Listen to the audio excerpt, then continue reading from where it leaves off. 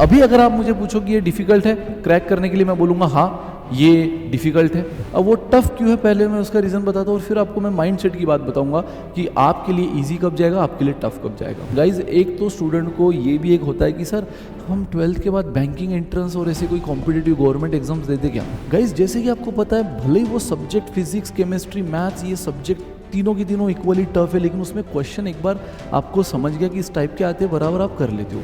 लाखों बच्चे JEE और नीट दे रहे हैं, यहाँ हज़ारों बच्चे दे रहे हैं, तो कर लेंगे ना यार, क्या ही तो टेंशन ले रहे हो। Hello everyone, guys. My name is Vineet Kankre and I am your quant teacher at this wonderful channel IP Mat वाला by PW. तो दोस्तों आज के इस सेशन में जो स्टूडेंट बार बार क्वेरी रेज कर रहे हैं कि सर अभी हम 12th में हैं, क्या अभी से प्रिपरेशन किया तो हो जाएगा। कोई बच्चे तो 11 से टेंशन ले रहे हैं सर IP मैट क्रैक हो जाएगी। तो जो सबसे इंपॉर्टेंट डाउट या क्वेश्चन या क्वेरी स्टूडेंट के दिमाग में आ रही है, is IP MAT difficult to crack.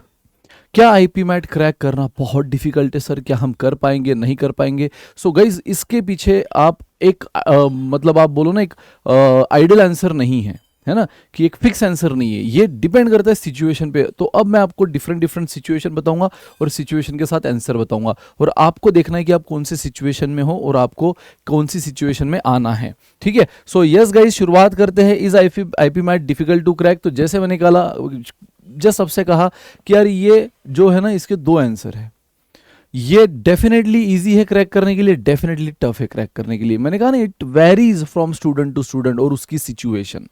ठीक है, तो ये सिंपली आप उन बच्चों से पूछ लो जिन्होंने IP मैट क्रैक किया है, वो बोलेंगे सर बड़ा इजी था, ऑफ कोर्स बट मेहनत करने के बाद। ठीक है, कोई बच्चे जो नहीं कर पाए वो बोल रहे यार होती ही नहीं है भाई, टाइम वेस्ट मत करो, क्रैक नहीं हो पाएगी। ये सबसे बड़ा मीथ है, ये सबसे बड़ा मीथ है, क्रैक नहीं होती है। ये तो मतलब मीथ है उन स्टूडेंट के लिए जो कि बेसिकली कुछ करना नहीं चाहते हैं या कुछ एफर्ट्स मारना नहीं चाहते। ठीक है, तो अगर ये डिपेंड करेगा कि आप कौन सी सिचुएशन में अपने आप को देखते हो और आपको ये इजी बनाना है या टफ बनाना है। तो यस अभी अगर आप मुझे पूछो कि ये डिफिकल्ट है क्रैक करने के लिए, मैं बोलूँगा हाँ ये डिफिकल्ट है, नहीं ये बिल्कुल डिफिकल्ट नहीं। मेरे दो आंसर है। अब मैं आपको ये भी बताऊंगा ईजी कब है किन लोगों के लिए, टफ कब है किन लोगों के लिए।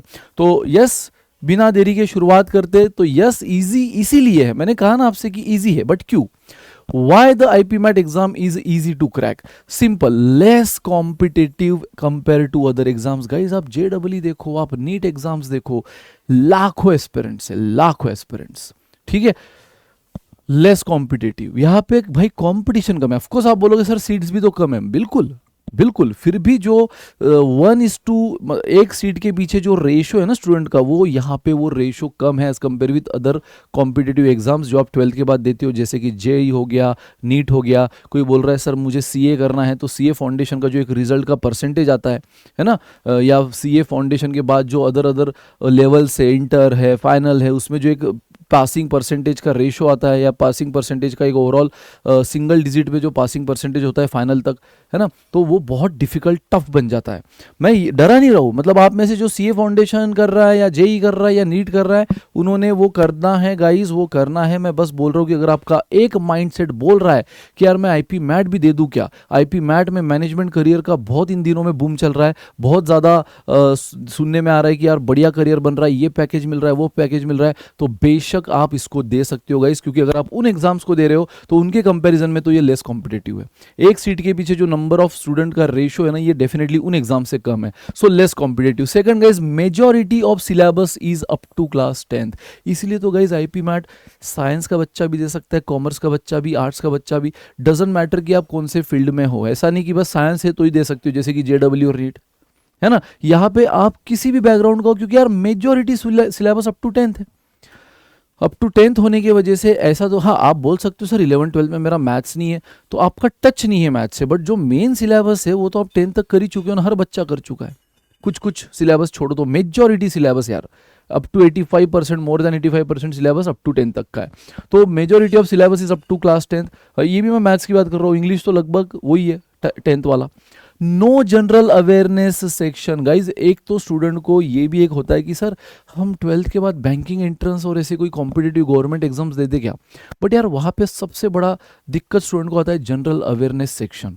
क्योंकि जनरल अवेयरनेस ऐसा एक दिन का या एक महीने का या 6 महीने का काम नहीं है ना, जैसे कि मैथ्स आपसे नहीं बन रहा है, आप 6 महीने में इंप्रूव कर सकते हो, इंग्लिश आपसे नहीं बन रहा, आप 3 महीने में इंप्रूव कर सकते हो। लेकिन जनरल अवेयरनेस तो बचपन से पढ़ी हुई कहानी यार।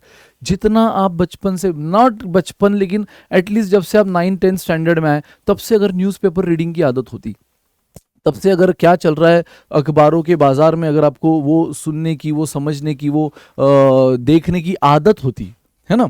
समझना सुनना तो बड़ा इजी है, बट वो आदत भी तो चाहिए ना। स्टूडेंट तो न्यूज़पेपर आएगी अपना मुंह मोड़ लेते हैं, है ना। न्यूज़ चैनल लग गई गलती से रिमोट पे, टीवी पे, तो तुरंत बदल देते हैं, तो मूवी लेख लगा लेंगे, वेब सीरीज लगा लेंगे। तो भाई ये एक चीज़ होती है ना, एक आदत है। 9 से अगर ये आदत आप बना लो ना न्यूज़पेपर रीडिंग की, तो कहीं ना कहीं जनरल अवेयरनेस सेक्शन पढ़ाने की ज़रूरत है ही नहीं।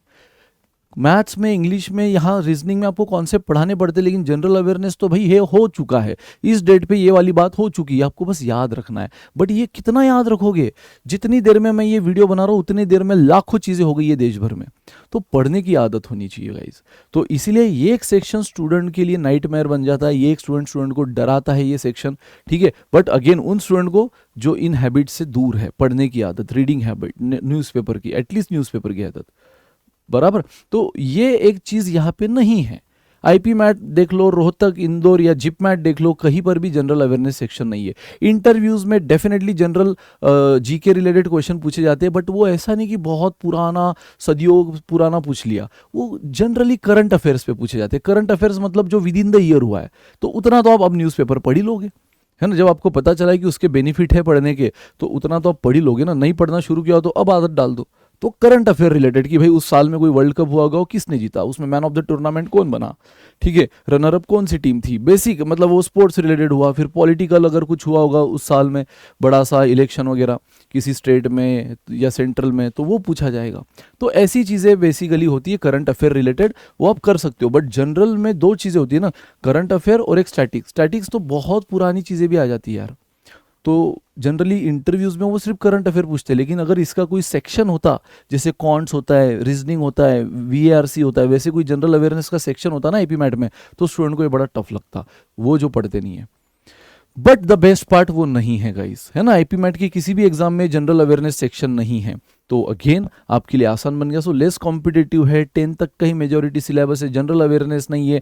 टाइम आफ्टर बोर्ड, आप देखते हो कई सारी एग्जाम्स जो होती है वो विद इन, मतलब बोर्ड के एग्जाम के साथ साथ जैन फेब में जनरली आप शायद जेडब्ल्यू वगैरह दे देते हो, जब तक मुझे याद है ना। तो कहीं ना कहीं ये एग्ज़ाम बोर्ड के साथ आ जाती है। बट ये जो अदर एग्जाम्स है, लेकिन जो आईपी मैट है ये सारी, आप इंदौर ले लो, आप रोहतक ले लो, आप जिप मैट ले लो। जिप मैट तो अब तक आपको देखो जस्ट हाल ही में हुआ है 7 जून को, है ना। मतलब बोर्ड एग्जाम के बाद आपके पास अच्छा खासा टाइम बच जाता है, ठीक है, कि आप वापिस से सारी चीज़ें ब्रशअप कर लो, रिवीजन कर लो।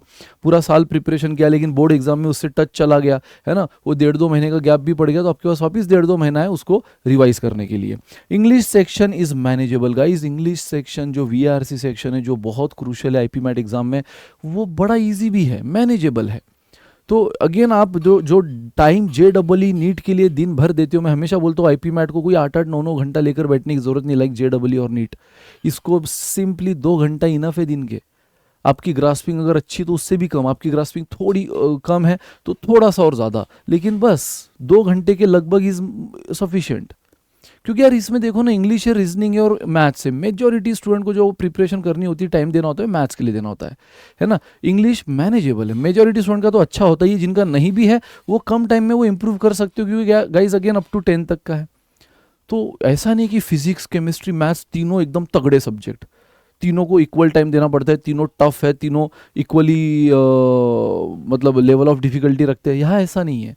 यहाँ एक बार आप देख लो, मेजॉरिटी जो अब इंदौर की बात करो तो 50% वेटेज इंग्लिश का है, 50% कॉन्ट का है ना। तो गाइज 50% वेटेज तो इजीली मैनेजेबल है। तो टाइम बचागा सिर्फ कॉन्ट के लिए देना है, मैथ्स के लिए। तो दैट्स इट गाइज। ये अगेन रोहतक में रीजनिंग आ जाता है, जिपमैट में रीजनिंग और डीआई आ जाता है, लेकिन गाइज वो भी बड़ा ईजी है। मैथ्स आया तो डीआई हो जाता है, इंग्लिश में अच्छे हो तो रीजनिंग, और थोड़ा सा लॉजिकली प्रैक्टिस कर लो तो रीजनिंग भी हो जाती है। तो जो सेक्शन है वो ऐसे आपके, ऐसा नहीं कि आप जैसे सीए फाउंडेशन में इकोनॉमिक्स, लॉ, मैथ्स और ये सारी चीज़ें कर रहे हो, बराबर अकाउंट्स, जो कोर सब्जेक्ट है। यहाँ ये सब कुछ नहीं है ना। जैसे आप नीट में देख रहे हो तो फिजिक्स केमिस्ट्री बायोलॉजी, जेईई में देख रहे हो तो फिजिक्स केमिस्ट्री मैथ्स, यहाँ ये सब कुछ नहीं है। बेसिक एप्टीट्यूड बेस्ड सिलेबस है गाइस, जिसमें इंग्लिश मेजोरिटी वेटेज अगर रखते हैं तो मैनेजेबल है ना, तो आपका टाइम ज़्यादा जाता ही नहीं है। तो भाई इजी इसलिए है कि ये सारे पॉइंटर्स है आईपी मैट एग्जाम के साथ। कंपटीशन कम है as compare with other exams. Up to 10 तक का मेजर सिलेबस, जनरल अवेयरनेस बच्चा जिससे फैमिलियर नहीं होता है क्योंकि रीडिंग हैबिट नहीं होती न्यूज़पेपर की, तो वो इसमें है नहीं। देन बोर्ड के बाद अच्छा खासा टाइम मिलता है एंड मैनेजेबल है इंग्लिश सेक्शन। गाइज अब आप उन स्टूडेंट की बात करो जो बोलेंगे कि मेरे लिए तो टफ है। अब वो टफ क्यों है पहले मैं उसका रीज़न बताता हूँ और फिर आपको मैं माइंडसेट की बात बताऊंगा कि आपके लिए इजी कब जाएगा, आपके लिए टफ कब जाएगा। तो guys high cut off for top IIMs. आपको पता है ना, ये देखो सीए अगर मैं बात करूँ, मैंने अभी जैसे कहा सीए का रिजल्ट बहुत ही स्ट्रिक्ट आता है, बट यहाँ पे आप देखो सीए में मैटर नहीं करता कि आपने कौन से इंस्टीट्यूट से किया, क्योंकि यहाँ तो एक ही इंस्टीट्यूट होती है ना, ICAI। ऐसा तो होता नहीं है कि आप अलग अलग इंस्टीट्यूट से करो तो उसके हिसाब से आपका जो डिग्री का वेटेज है वो वेरी करता है, बराबर। बस आप सीए हो गए वही इनफ है, फिर कहाँ से हुए क्या हुए उसका तो कोई रोल ही नहीं, क्योंकि एक ही इंस्टीट्यूट होती है, भले ही आप क्लास कहाँ से भी करो, डजेंट मैटर। लेकिन गाइज यहाँ पे कॉलेज बड़ा मैटर कर जाता है ना। आपको अगर सही आईएम से अगर आईपीएम प्रोग्राम कर लो तो फिर भाई वारे न्यारे फीस भले ही ज़्यादा हो लेकिन उतना रिटर्न भी है। एट द सेम टाइम आप बस नाम के लिए करने के लिए कहीं से भी कर लो तो waste of money, waste of time. तो यस, तो फिर अगर आपको यहाँ कॉलेज की बात मैटर करती है तो फिर उतनी वहाँ पे क्या होती है, मेजॉरिटी स्टूडेंट चाहते हैं ना कि मैं वहाँ जाऊँ, तो वो हिसाब से उस पर्टिकुलर कॉलेज, अगर हम टारगेट कर रहे हैं कि मुझे इंदौर ही चाहिए, आईपीएम मुझे करना है बट इंदौर से ही करना है, तो फिर वहाँ उस पर्टिकुलर कॉलेज के लिए कंपटीशन बढ़ जाती है। भले ही उतनी कंपटीशन किसी अदर इंस्टीट्यूट के लिए ना रहे बट उस इंस्टीट्यूट के लिए बढ़ जाएगी, क्योंकि आपको पता है यहाँ कॉलेज मैटर करती कि कहाँ से किया, जहाँ से किया वो जितने टॉप पे है कॉलेज उतना टॉप का आपका पैकेज है और उतना टॉप का आपका करियर है। So high cut off for top IIM, और ऑफकोर्स हमें अगर अच्छा करियर चाहिए तो टॉप आईएम ही लेना होगा। No calculator allowed in most of the IPM related exams. जैसे मैंने कहा Indore, Rohtak and JIPMAT. Guys Rohtak में बिल्कुल कैलकुलेटर अलाउड नहीं, जिपमैट में बिल्कुल अलाउड नहीं है। इंदौर में अलाउड है लेकिन वो वाला नहीं जिस पे आपका हाथ एकदम साफ होता है, बिल्कुल आप फैमिलियर होते हो, बिल्कुल बिना देखे आप नंबर दबा देते हो। ऐसे भी बच्चे मैंने देखे खासकर कॉमर्स बैकग्राउंड के, इतना वो ज़्यादा कैलकुलेटर से फैमिलियर होते हैं क्योंकि उनको 3 into 8 भी करना है तो कैलकुलेटर ले लेते हैं, इतना वो हैबिचुअल भी हो जाते हैं, विच इज़ रॉन्ग। छोटी छोटे कैलकुलेशन के लिए कैलकुलेटर नहीं लेना चाहिए, क्योंकि गाइज यहाँ पे इंदौर वाली एग्जाम में फिर ऐसे केस में आप फंस जाते हो, क्योंकि यहाँ पे आप अपने घर से हाथ में जो कैलकुलेटर होता है ना वो लेकर नहीं जा सकते, वहाँ ऑन स्क्रीन कैलकुलेटर होता है, वहाँ फैमिलियर नहीं होते, वहाँ एक एक नंबर, एक एक ऑपरेशन प्लस पे क्लिक करना होगा माउस से जाके, 731 ऐसे एक एक क्लिक करना होगा, सो वो भी माउस से, so it is very time consuming.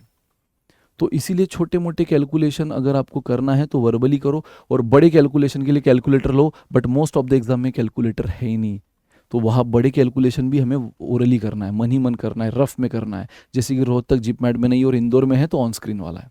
तो ये बात खासकर कॉमर्स बैकग्राउंड के बच्चे याद रहे, सीए फाउंडेशन जो कर रहे थे उनको याद रहे कि भाई वहाँ तो कैलकुलेटर था लेकिन यहाँ नहीं है, ठीक है। तो यहाँ पे है वो भी ऑन स्क्रीन वाला है, वो भी सिर्फ इंदौर में है, बाकी मेजोरिटी एग्जाम में नहीं है। तो कहीं ना कहीं सारे कॉन्सेप्ट आकर भी स्टूडेंट मार खा जाते हैं कैलकुलेशन में, वहाँ तगड़ी मिस्टेक कर देते हैं। तो यस, और यहाँ कोई स्टेप मार्किंग नहीं है गाइस, यहाँ तो आंसर सही तो मार्क आप रफ में जो भी कुछ किए होंगे, है ना, आंसर सही है तो मार्क मिलेगा, नहीं तो नहीं। कोई स्टेप मार्किंग नहीं है कि सर आखिरी आंसर ही तो गलत है बाकी तो सब सही था, रे बाकी सब है ही नहीं, जो है सिर्फ आंसर है। नो कैलकुलेटर अलाउड, ये एक थोड़ी सी स्टूडेंट पॉइंट ऑफ व्यू, कहीं ना कहीं स्टूडेंट सोचता है अरे यार ये तो फिर टफ हो जाएगा क्रैक करने, तो this point comes under why IP MAT is tough. Top IIM के लिए ज़्यादा कट ऑफ होता है, तो ज़्यादा जितना ज़्यादा स्कोर तो ही वो कॉलेज मिलेगी। देन कैलकुलेटर अलाउड नहीं, टाइम प्रेशर इज इंटेंस, यहाँ पे हर सेक्शन को टाइम होता है। इंदौर की अगर आप बात करो हर सेक्शन को टाइम होता है, रोहतक और जिपमैट में ओवरऑल टाइम होता है, बट टाइम होता है गाइस, और नंबर ऑफ जो क्वेश्चन है वो दिए हुए टाइम्स के हिसाब से बहुत ज़्यादा होते हैं, तो उस हिसाब से। और यहाँ पे यार हर चीज़ में आपको दिमाग लगाना है ना, क्वांटिटी हर क्वेश्चन में दिमाग लगाना है। VARC में छोटे मोटे क्वेश्चन भी अगर आ गए ग्रामर रिलेटेड तो बड़ी बड़ी RCs भी आती है, उसमें टाइम जाता है। रीजनिंग में भी आपको सोचना होता है, पजल आ जाता है, डेटा इंटरप्रिटेशन आ जाता है, ठीक है। तो कहीं ना कहीं गाइज टाइम प्रेशर इंटेंस है, नंबर ऑफ क्वेश्चन ज़्यादा और टाइम कम है, तो हमें उस टाइम को प्रोडक्टिवली यूटिलाइज कैसे करना है सो दैट हम मैक्सिमम अटेम्प्ट करें, वो भी मैक्सिमम एक्यूरेसी के साथ। ये आपके लिए एक चैलेंज बन जाता है। जो अगेन अगर सही ढंग से मॉक टेस्ट देते हो ना तो वो चैलेंज से आप निपट जाते हो, बराबर स्पीड और एक्यूरेसी का तालमेल आप जोड़ लेते हो। लेकिन हाँ, काम करना पड़ेगा। तो स्टूडेंट को ये लगता है कि सर इसमें यार टाइम प्रेशर बहुत है, क्वेश्चन ज़्यादा है, टाइम कम है, तो ये एक बात आ जाती है। Some part of the syllabus is based on higher maths, जैसे हमने कहा मेजोरिटी भले ही अप टू 10th है, बट कुछ पार्ट खासकर क्वांट में आपको हायर मैथ्स मिलेगा, जैसे कि जो 10th के बाद आप देखते हो, ट्रिग्नोमेट्री का कुछ part, then matrices, determinant, binomial expansion, probability distribution, ये सारी चीज़ें यहाँ पे हो जाती है जो आप हायर मैथ्स को बोलते हो, यानी कि 10th के बाद देखते हो। तो वो बच्चा जिसका 10th के बाद मैथ्स नहीं है वो थोड़ा सा टफ मानता है इसको क्रैक करने में, हालांकि है नहीं, हम जब पढ़ाते बेसिक से पढ़ाते, बट हाँ एक माइंडसेट बन जाता है यार ये तो टफ बन जाएगा फिर हायर मैथ्स की वजह से। Tricky questions and unpredictable pattern, yes guys, जैसे कि आपको पता है भले ही वो सब्जेक्ट फिजिक्स, केमिस्ट्री, मैथ्स, ये सब्जेक्ट तीनों की तीनों इक्वली टफ है, लेकिन उसमें क्वेश्चन एक बार आपको समझ गया कि इस टाइप के आते हैं, बराबर आप कर लेते हो। जो आपका सिलेबस है वो बहुत वेल डिजाइन स्ट्रक्चर्ड होता है, उसी के इर्द गिर्द क्वेश्चन आते हैं। यहाँ ऐसा कुछ नहीं गाइस, क्योंकि एप्टीट्यूड है। एप्टीट्यूड में एक चीज़ जैसे मैंने करी कि पढ़ने के लिए आसान होती है, एट द सेम टाइम इसमें क्वेश्चंस बनाने का जो एक ये है ये लेवल या क्वेश्चंस बनाने के जो तरीके वो इनफाइनाइट है, समंदर जितने हैं। थोड़ी गुगली हटा के अगली गुगली डाल दो, थोड़ा वो ट्विस्ट हटा के अगला ट्विस्ट डाल दो, चाहे जितना एक्सपेरिमेंट करके नए नए क्वेश्चंस बन सकते हैं। और इसलिए आपको कॉन्सेप्चुअली प्रो बनना पड़ता है, आपको क्वेश्चन वाइज प्रो नहीं बनना है, यहाँ क्वेश्चंस नहीं रटने, कॉन्सेप्ट में प्रो बन जाओ, गुगली से आप टैकल कर लोगे, ठीक है। तो इसीलिए गाइज यहाँ पर ट्रिकी क्वेश्चंस, थोड़े से घुमा फिरा कर क्वेश्चन, ऐसे स्ट्रेट फॉरवर्ड क्वेश्चन नहीं आते कि डेफिनेशन पूछ लिया और आपको ऑप्शन में से सिलेक्ट करना है किसकी डेफिनेशन है। थोड़े से ट्रिकी क्वेश्चंस आते हैं और पैटर्न अनप्रेडिक्टेबल है, मतलब जैसे मैंने कहा ऐसा नहीं कि इतना इसका डिजाइन सिलेबस है उसी में से आएगा। सालों साल किसी टॉपिक पे अचानक आज तक नहीं पूछा और किसी टॉपिक पे अचानक पूछ लिया जाएगा, क्योंकि एप्टीट्यूड का सिलेबस भी बड़ा वास्ट है ना। आप देखो एप्टीट्यूड हर कॉम्पिटिटिव एग्जाम में है, banking, then IPMAT, CAT, GMAT, GRE, SSC, हर एक कॉम्पिटिटिव एग्जाम्स में, लेकिन हर एक में एप्टीट्यूड का जो सिलेबस है ना वो थोड़ा सा अलग होता है। उस एग्जाम में उस टॉपिक के बड़े क्वेश्चंस आते हैं, तो XYZ एग्जाम में उस टॉपिक के बिल्कुल भी नहीं आते, लेकिन इट डजंट मीन कि आते नहीं तो उस पर कभी नहीं देगा, एक आध बार उसका मन करे तो डाल भी देगा क्वेश्चन। सो अनप्रेडिक्टेबल पैटर्न है, इसलिए आपको अन्ना चारों ओर चौकन्ना 360 डिग्री से प्रिपरेशन करनी होती है, ठीक है। तो ये सारे पॉइंटर बन जाते हैं कि टॉप IIM चाहिए तो कट ऑफ, उतनी मेहनत, उतने मार्क्स लाने होते हैं। देन कैलकुलेटर नहीं होना या होकर भी वो ऑन स्क्रीन वाला होना, ये थोड़ा सा प्रॉब्लम है। टाइम प्रेशर, क्वेश्चन ज़्यादा, टाइम कम, देन सिलेबस कुछ हायर मैथ्स का, एंड अनप्रेडिक्टेबल पैटर्न गाइज, ये सारी चीज़ें जो है वो इस एग्जाम को टफ बना देती है। अब बात करते हैं IP MAT exam is easy to crack, किन बच्चों के लिए वो ईजी टू क्रैक है। सबसे पहले वेल प्रिपेयर्ड, जो अच्छी से प्रिपेयर्ड है। सर हम तो प्रिपेयर्ड है नहीं, हम तो आज से शुरू कर रहे हैं। अरे तो प्रिपरेशन एग्जाम के पहले तक मैं बोल रहा हूँ वेल प्रिपेयर्ड चाहिए, मैं नहीं बोल रहा हूँ कि प्रिपरेशन शुरू करते समय आप वेल प्रिपेयर्ड चाहिए, भाई नहीं। प्रिपरेशन तो हम कराएंगे ना, लेकिन आपने भी हाथ से हाथ मिला के, टाली से टाली मिला के एग्जाम के पहले तक वेल प्रिपेयर्ड होना है, बीच में गिव अप नहीं मारना है, बीच में डिस्ट्रैक्ट नहीं होना है। तो वेल प्रिपेयर्ड होना चाहिए, कॉन्सेप्चुअली स्ट्रॉन्ग स्टूडेंट। सर हमारे कॉन्सेप्ट तो स्ट्रॉन्ग नहीं है, अरे अगेन एग्जाम के पहले तक सारे कॉन्सेप्ट जो है एग्जाम में जो हम पढ़ा रहे हैं उसमें अपने प्रो बनना है। अभी मैंने कहा कि यहाँ पे कोई क्वेश्चन को कैसे भी एक्सपेरिमेंट करके वो अलग अलग तरीके से पूछ सकता है, तो आपको कॉन्सेप्चुअली प्रो बनना है। ट्विस्ट को, वो गुगली को आप आराम से टैकल कर लोगे, ठीक है।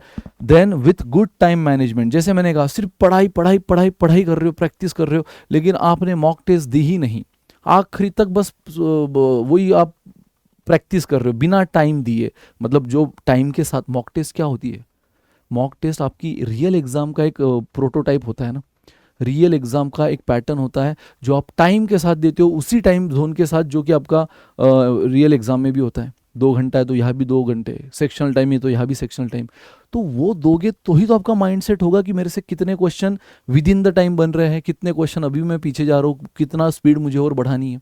तो स्टूडेंट मॉक टेस्ट को बड़े हल्के में लेते हैं यार, मे भी डर के वजह से कि यार अगर मॉक टेस्ट में कम आ गया तो मैं डिमोरलाइज हो जाऊंगा, पूरी मेहनत पानी फिर जाएगा और फिर मन नहीं करेगा पढ़ाई करने का।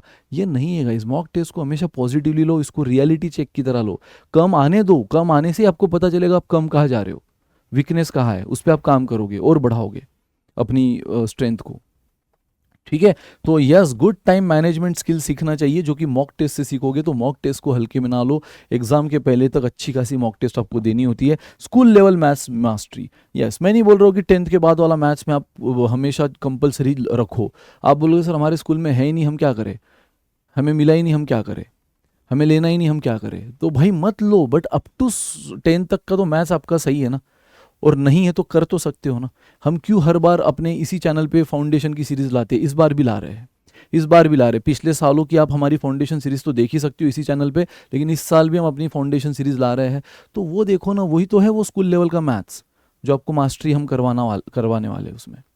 फिर आगे की चीज़ें ऑटोमेटिक इजी लगने लग जाती है। तो वो बच्चा जो इन सारी पॉइंटर्स को याद रखेगा, इसमें अगर कोई पॉइंटर उसका नहीं भी फुलफिल हो रहा है तो उस पर काम करेगा, वो आराम से इसको क्रैक करेगा। मैंने कहा ना, प्रोसेस है। आज अगर आपका नहीं भी कॉन्सेप्ट स्ट्रांग है तो एग्जाम के पहले तक करना है साथ में रह के, ठीक है, वेल प्रिपेयर्ड बनना है। टाइम मैनेजमेंट के लिए मॉक टेस्ट को बिल्कुल हल्के में नहीं लेना है, पॉजिटिव माइंडसेट से देना है। एंड मैथ्स जो है, foundation maths, school level maths, उस पर मास्टरी करनी है, जो आपको इसी चैनल पे मैंने कहा फाउंडेशन से मिल जाएगा। टफ उन लोगों के लिए है जो अंडर एस्टिमेट करते कंपटीशन को। छोड़ना यार, लाखों बच्चे JEE और नीट दे रहे हैं, यहाँ हज़ारों बच्चे दे रहे हैं, तो कर लेंगे ना यार, क्या ही तो टेंशन ले रहे हो भाई। तो नंबर ऑफ सीट्स भी कम है ना। और अगेन जैसे मैंने कहा कि और टॉप वाला सबसे आयम है, लेकिन उसमें भी सबसे टॉप वाला चाहिए, तो उसका कट ऑफ भी सबसे टॉप पे जाएगा। तो अंडर एस्टिमेट मत करो भाई, ये एग्ज़ाम बड़ी इंपॉर्टेंट है करियर के लिए। तो फिर करियर की कोई भी चीज़ आप कैसे अंडर एस्टिमेट कर सकते हो। एंड नो कंसिस्टेंसी, मैंने कहा ना, बीच में डिस्ट्रैक्शन। हाँ सर, हमारे बोर्ड एग्जाम्स आ गए थे इसलिए हमने बीच में गैप लिया, विच इज़ कम्प्लीटली फाइन। आप देखो, बोर्ड एग्जाम के लिए गैप ले रहे हो ना, भले ही आईपी मैट से टच में नहीं हो, बट पढ़ाई के माइंडसेट में तो टच में हो ना, मेहनत के माइंडसेट में तो टच में हो ना, वो इंपॉर्टेंट है, माइंडसेट इंपॉर्टेंट है। आप मान लो 2 महीने चले गए छुट्टी पे, है ना, तो वो तो माइंडसेट ही बदल गया ना। आप तो पूरा मस्ती मौज में चले गए, पढ़ाई का माइंडसेट कहाँ रहा। फिर आने के बाद बड़ा टफ जाएगा वापस वो माइंडसेट लाने के लिए। तो इसलिए वो डिस्ट्रैक्शन नहीं, वो टेंशन मत लेना कि सर हम तो 12th में तो बीच में तो हल्का फुल्का, जब प्रैक्टिकल एग्जाम आ जाएगी, जब मिड टर्म आ जाएगा, जब बोर्ड एग्जाम आ जाएगी, तो हल्का फुल्का तो गैप आएगा। अरे भाई, वो गैप वो वाला गैप नहीं जिससे मैं आपसे बोल रहा हूँ बचो। वो वाला गैप जो आप एग्जाम्स के लिए दे रहे हो ना, वो कंप्लीटली जस्टिफाइड है, क्योंकि यार वो आप प्रिपरेशन, पढ़ाई, स्टडी, मेहनत, उससे टच में हो, वही चाहिए आईपी मैट के लिए। मतलब आप जब बोर्ड एग्जाम खत्म करोगे या जब मिड टर्म खत्म करोगे, आप फिर से आईपी मैट के लिए जोश और जुनून से शुरू कर दोगे, क्योंकि आपने मेहनत वाला माइंडसेट थोड़ी छोड़ा है। हाँ, लेकिन आप 1.5 महीना चले गए किसी कैंपिंग पे, है ना, कहीं ड्रॉपर हो सपोज आप, और आपके पास अभी कोई ऐसे कॉलेज वॉलेज का तो कमिटमेंट है नहीं, तो 1.5 महीना चले गए छुट्टी पे, घर पे चले गए और वहाँ बिजनेस में लग गए, घर का बिजनेस है, ग्रोसरी शॉप है, उसमें लग गए, है ना। और फिर आप आने के बाद बोल रहे हो कि अब शुरू करते, नहीं होगा यार, और करो तो भी वो इंटेंसिटी लाने में बड़ा टाइम लगेगा। तो इसीलिए कंसिस्टेंसी बड़ी इंपॉर्टेंट है। बहुत बहुत पुरानी बात है, consistency is the key to success, लेकिन ये बहुत ही सही बात है, इसी से होगा। आज आप कितने स्ट्रांग हो, कितना अच्छी ग्रास्पिंग है, कितने वीक हो, डजेंट मैटर, अगर ये प्रोसेस में कंसिस्टेंट रहेगा ना through out the preparation period आपके एग्जाम तक, तो देखना रिजल्ट आपके ही फेवर में आएगा।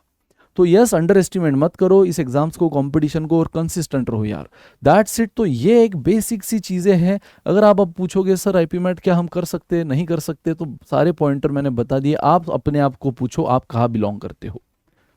ईजी क्यों है मैंने वो भी बताया, टफ क्यों मैंने वो भी बताया, ठीक है। जो टफ है उस पर हम काम करके उसको इजी करा सकते हैं, लेकिन सबसे इंपॉर्टेंट किन के लिए इजी था, किन के लिए टफ था, जो मैंने कहा आपसे लास्ट वाली स्लाइड है ना, ये वाली, तो उसमें आप कहाँ बिलोंग करते हो वो देखो, और अगर यहाँ करते हो तो यहाँ जल्द से जल्द आके इन चीज़ों पे ध्यान दो। That's it guys, thank you so much, मिलते हैं next session, till then bye, enjoy.